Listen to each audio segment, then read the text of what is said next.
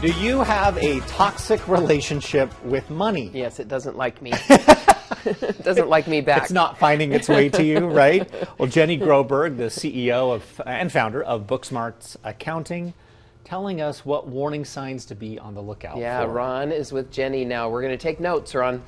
Okay, we all need to take notes, and we appreciate Jenny being with us. She always has such great advice and insight. So what is a toxic relationship with money? I think I get more anxious sometimes about it because I'm checking maybe my bank app every day. I don't know if that's good or not. So, okay, let's talk about if you're in a toxic relationship in general. You're going to have avoidance, maybe stress,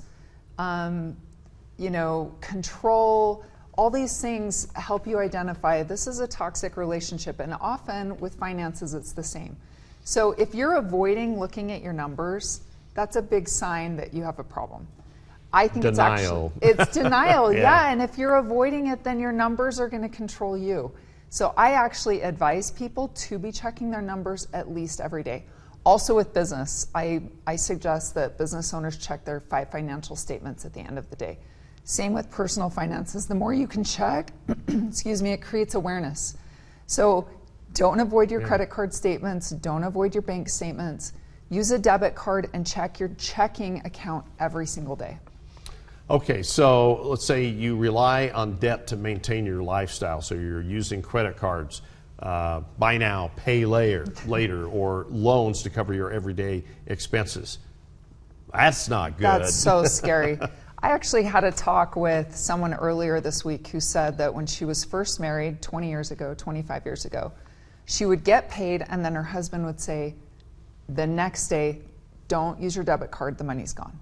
So as soon as they would get paid, the money would go to more debt that they were trying to pay off, and they were just always in this hole. Well, 35% of marriages fail because of finances. That marriage failed largely because of finances, but the stress that creates in a relationship or a family is not worth it. So do not do the buy now, pay later. Don't use your 401k to finance things. If you're trying to buy something, save for it, but don't use your 401k. Don't use your home equity line of credit to pay for it. Make sure you're being strategic and smart. Okay, so I guess it's toxic if you're borrowing all the time or just living in debt or to make your lifestyle look good. Right. And you don't really know how you're going to pay for it. Right.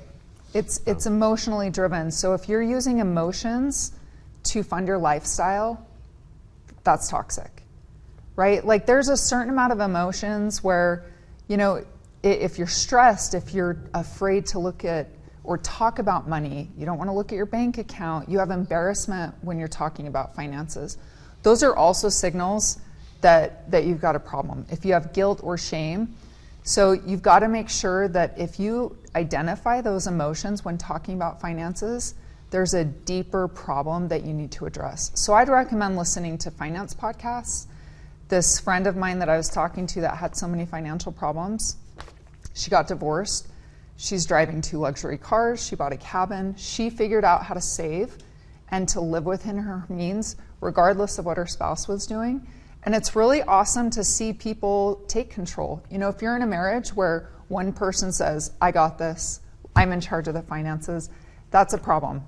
You got to work together. You got to work together, and you can empower your spouse who may have anxiety or stress about finances and let them have some involvement, or else this can really escalate. And people are capable, but I would recommend reading books and listening to podcasts to help you work through those emotions. But you have to get to that point where you realize you have a problem. Yeah. And I like, listening to podcasts and those types of things. And it probably strengthens you and educates you on how you can get out of that. Yeah. Finances are very emotionally driven. And that is okay as long as it's not unchecked emotions. Because money can be a tool. It can be a really powerful financial tool, but you've got to make sure that you're harnessing it. You can go shopping. You just have to make sure that you've saved for it. Otherwise, it just creates more stress and anxiety and perpetuates this cycle. Okay, and gambling enters into this sometimes too, doesn't it? Yeah, so it's that dopamine hit. It's the shopping, gambling, spending. And I see it with men and women. I knew a couple that were having some marital problems, and they both went out and had a shopping spree. It was really interesting, and that was their way of handling the stress in their lives.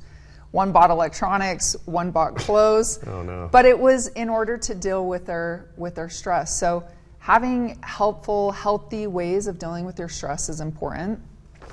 But you have to make sure that financially you're not just chasing a dopamine hit. So sometimes you need professional help, right? Yeah, sometimes you do. And what kind of resources are there for that? So there is counseling for that. There's financial counseling.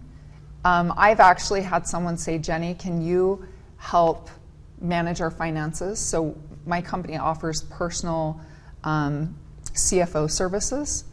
And that way there's kind of a bad guy instead of one spouse or the other. So there is professional help to help you stay on track. I would recommend that you make sure that as soon as you get paid, you have 10% that goes to a savings account, pay your 401k, auto draft, so it never even hits your account, so you're not trying to decide, do I save this month, do I not? Because you won't end up saving. You'll end up spending it. Yeah, it's a big gonna be gone. temptation, isn't it?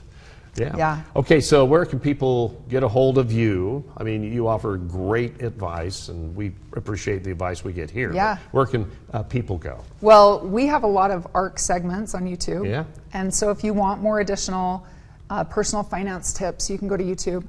My company website is booksmartsaccounting.com, and I'm on LinkedIn and Instagram for Jenny Groberg. Okay. So Thank you very Thank much, you. Jenny. Always great having you here with us. thank you.